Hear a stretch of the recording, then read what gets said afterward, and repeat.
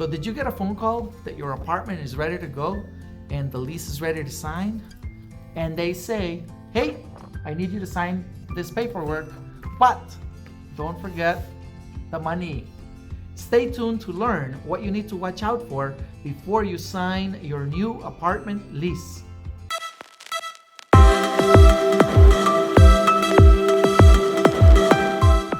It's always exciting to start that new chapter where you've just got accepted to a new apartment, whether you've been looking, or it happens to be the first one that you find. We're also eager to sign on the dotted line, turn over the money, because that's what guarantees us a new place to live. But before you sign, here's a few things to watch out for on your lease. First, you need to understand who you are renting from. Chances are you're dealing with a manager, property manager, or individual owner. You definitely want to make sure, who am I renting for? This is the first cause of a lot of fraud that people have been dealing with. When it sounds too good to be true, don't do it. What do I mean? Because online postings, people keep posting apartments that just sound like a great deal, and when you're desperate to find a new place, all they ask for is an advance via wire, transfer, or some sort of payment prior to even seeing a property. Do not, under any circumstances, pay a deposit without first seeing a property. If you have a lease in your hands, do not sign before reading the full contract. I don't expect you to understand everything, but being able to actually take your time gives you the opportunity to at least grasp what is in the contract. And at least you also know you won't be signing something that has hidden language against you. When you look at it, it will contain basic information to start. Who the owner is, what property you're renting. You want to make sure you're signing for the right unit. When there are multiple units, you don't want to be renting a separate unit from the one that you were actually shown. Make sure you identify the unit with the number of bedrooms, number of bathrooms, where it's located. It's easy when it's a 1, 2, or 3 family house, complicated when it's a large complex that you're renting from. Second, you want to know when it starts. You assume it'll be the first. Great, you won't get the keys until the very day. There's an unlikely chance that you'll be able to move in early, but if there is, and that's important to you, ask. 2, when does the lease end? Many people make the mistake of thinking, if I rent from the 1st to the 1st, I can leave the 1st. But if you pay attention to the contract, it might state I rent June 1, but my lease ends May 31. What does that mean? It means that if your lease ends May 31, you gotta vacate the 31st so that it's empty on the 1st for somebody else.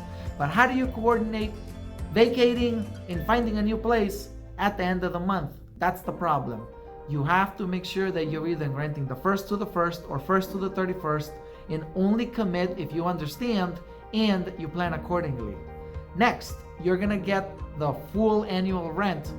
Generally stated, it'll say the rent is $24,000, and then it'll say I agree to pay on monthly installments of $2,000 a month, but your full contract is for the whole amount. Next, some leases have a clause to show you might have to pay adjustments for escalating real estate taxes. If that section doesn't apply to you, make sure you put a NA or cross right over it so that it doesn't apply to you. Next, any contract, you want to know who is my direct contact for maintenance requests. I would take it a step further. Try the phone number and see if it works. You might be given a wrong number, and what do you do in an emergency? Next, additional provisions. You want to make sure who's responsible for trash removal, who's responsible for security, who do you reach out to if you get locked out, and then other maintenance associated with your property. Is there a lawn care? Is there snow removal? Is there ice removal? Etc., etc. Who is paying utilities? Are they my responsibility? Are they the landlord's responsibility? Or is it a hybrid? Some are yours, some are mine. The key to renting an apartment is good communication. You must make sure that you have direct communication to the property management company or the owner. You want to make sure you understand what the annual rent is and how much you are paying.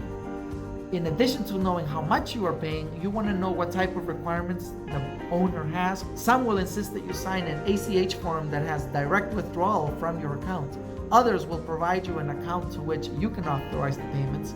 And others will simply say, please mail it to a specific address or drop it off in a particular mailbox. What happens if you are late? How much is the late fee? Next, how many days must you be late for there to be a late fee? In Massachusetts, the law does not permit a late fee until at least 30 days have passed. Just because the contract says you have a late fee due after the 5th, it might not be legal. So that's something you want to watch out for. Next, if you have a pet, you must make sure to have it in writing that you have permission for the pet to be there. Just because the owner said sure doesn't mean that they will allow you in the future. They simply can go back to the contract and say, the contract said no pets, so now you have to comply with it. Next, under what conditions can I terminate the agreement? People make the mistake to think that if they want to leave, they can, but that beats the purpose of a contract. A contract is, in one place, assuring you that you have a place to live, and on the owner's end, assuring him he has a committed tenant who will stay there for X period of time, after which you either have the right to renew or find a new tenant.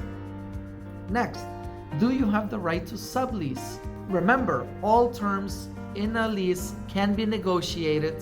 The contract is simply written in favor of the owner or pre-typed. Many people make the mistake to think that the form must be typed. I can't write on it. If something you don't like, cross it out and make your proposal. The worst thing that the owner can say is no. The best thing they can do is say yes. And if you get what you want, it might be something that favors you. For example, what would I consider as a clause? And questions that I come across every time. I want to buy a house. Can I get out of my lease? No, you cannot get out of your lease. Or maybe. So, because the chance is so remote that you may in fact buy a house before the lease is up, you can ask, hey owner, can I include in there that if I find a property, I can vacate? Sure, chances are you're not, so I don't see the risk in that. Can I leave if I find a new apartment? Nope, that's a no. They're not going to let you do that. Can I leave if I buy a pet? Nope, you can't buy a pet. Can I leave if I cannot afford the rent payments? Nope, that's exactly the purpose of the rent. Now, if you can't pay and you have to leave anyway, well, then what do you got to lose? That's the worst case scenario. On the owner's end, he definitely doesn't want to have you there if he can't afford it, but the contract was there to protect you for the ability to stay there the full term.